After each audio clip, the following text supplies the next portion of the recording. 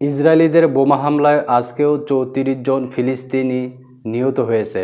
ফিলিস্তিন ও ত্রাণ কর্মীদের জন্য গাজা এখন যেন গণকবরে পরিণত হয়েছে। গাজায় বোমাবর্ষণ অব্যাহত রেখেছে ইসরায়েল বাহিনী, পরিকল্পিতভাবে ফিলিস্তিন বসতি ধ্বংস করছে। পাশাপাশি ইসরায়েলের সেখানে মানবিক কার্যক্রম পরিচালনাকারীদের নিরাপত্তার বিষয়টি প্রতি চূড়ান্ত অবজ্ঞা প্রদর্শন করছে বলে মনে করছেন ডক্টরস উইদাউট বর্ডার্স MSF। গতকাল গাজায় এর পক্ষ থেকে একটি বিবৃতি দেওয়া হয়। উপত্যকাটিতে দায়িত্বরত দাতব্য সংস্থার জরুরি সমন্বয়ক এমন বাহাজেরুল বিবৃতি বলেছেন, গাজার ফিলিস্তিনিদের তাদের সহায়তায় যারা আছেন তাদের একটি গণকবরে পরিণত হয়েছে।